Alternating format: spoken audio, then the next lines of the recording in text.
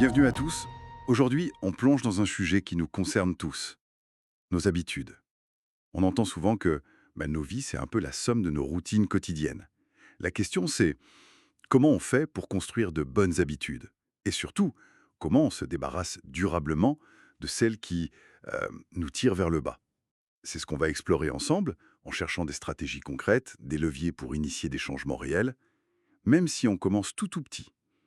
Et il y a une idée de base qui est assez forte, c'est que des ajustements minuscules, presque invisibles au jour le jour, peuvent en fait créer des résultats assez remarquables sur le long terme. C'est le fameux effet cumulé, quoi. Le problème souvent, c'est peut-être pas tant la volonté, mais plutôt le système qu'on utilise pour changer. Oui, c'est une très bonne manière de voir les choses. Parce que derrière chaque habitude, qu'on s'en rende compte ou non, il y a un mécanisme neurologique assez constant. Une sorte de boucle en fait en 4 étapes. D'abord, il y a ce qu'on appelle le déclencheur, le signal quoi. C'est ça qui lance la machine. Ensuite vient l'envie, la motivation, le désir, ce qui nous pousse à agir. Après ça, on a la réponse, c'est l'habitude elle-même, l'action concrète. Et pour finir, la récompense. Cette petite satisfaction qui ferme la boucle et dit à notre cerveau ça valait le coup, on refait.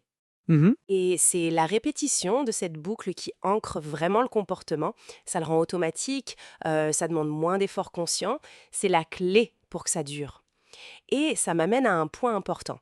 La différence entre se focaliser sur les objectifs et se focaliser sur les systèmes. Les objectifs, bon, ça donne une direction, c'est sûr, mais ce sont les systèmes, les processus qu'on met en place chaque jour qui assurent vraiment le progrès. Les résultats qu'on voit, le poids sur la balance, les connaissances acquises, ce sont souvent juste des indicateurs retardés de nos habitudes. Ah oui, c'est intéressant ça. Indicateur retardé. Donc, si je comprends bien, au lieu de fixer juste la ligne d'arrivée, qui est parfois loin, il faut surtout soigner le chemin au quotidien. Cette idée de système, elle est vraiment puissante.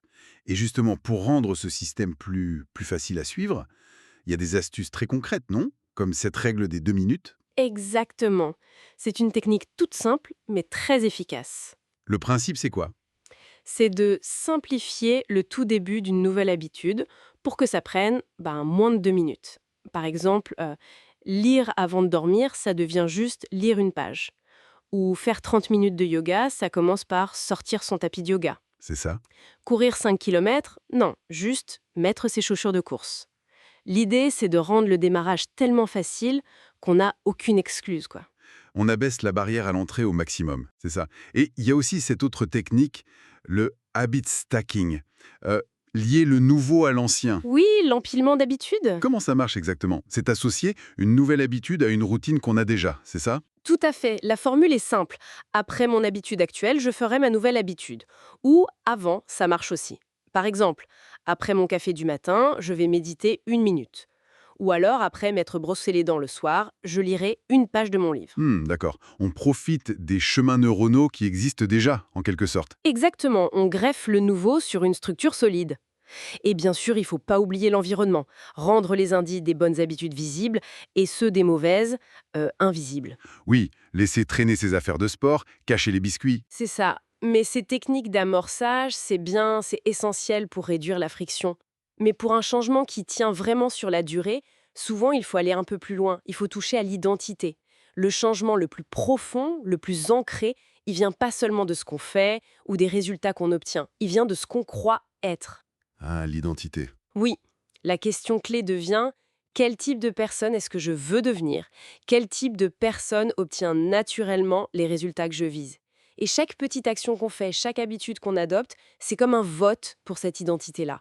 Plutôt que de viser juste perdre du poids qui est un résultat, on peut viser devenir une personne active ou devenir quelqu'un qui prend soin de sa santé. C'est une perspective différente, ouais. Et chaque fois qu'on fait du sport, même un peu, chaque fois qu'on choisit un repas équilibré, on renforce cette image de soi. On se dit oui, je suis ce type de personne.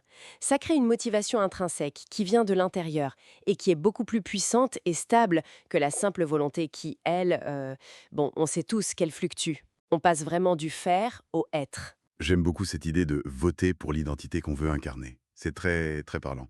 Mais bon, on sait aussi que le chemin n'est pas toujours une ligne droite, hein. Il y a des jours sans, des moments où la motivation flanche.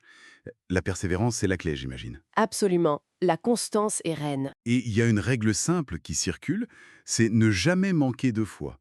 L'idée, c'est quoi? Rater un jour, bon, ça arrive, c'est un accident. Mais en rater deux de suite, là, ça commence à être le début d'une nouvelle mauvaise habitude. Donc, faut rebondir vite. Exactement. Un faux pas, ce n'est pas grave. L'important est de ne pas laisser ce faux pas en entraîner un deuxième. Reprendre le fil dès le lendemain. D'accord. Et pour aider à tenir bon, pour maintenir la flamme, on peut aussi rendre l'habitude Plus attrayante. plus satisfaisante. Oui, tout à fait. Rendre l'habitude attrayante est l'une des lois du changement de comportement.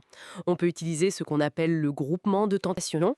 C'est associer une action qu'on a envie de faire avec une action qu'on a besoin de faire.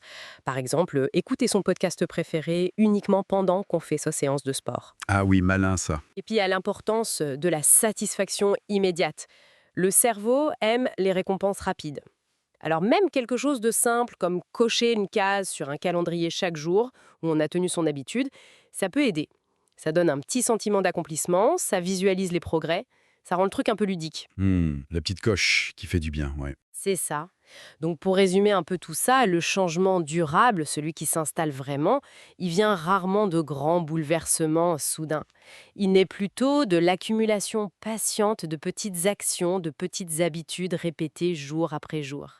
Et ces habitudes, elles ont plus de chances de tenir si on les intègre dans des systèmes quotidiens, si on les rend aussi faciles et évidentes que possible, et surtout si elles sont alignées avec l'image de la personne qu'on aspire à devenir, avec notre identité. Il ne s'agit pas juste de faire les choses différemment, mais d'évoluer dans qui on est. C'est clair. Alors pour terminer et laisser peut-être une petite graine à faire germer, je vous pose une question.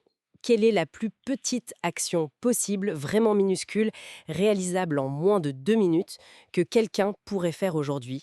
Une action qui serait comme un premier petit vote symbolique pour la personne qu'elle souhaite devenir demain. Même si sur le coup, ça paraît totalement insignifiant.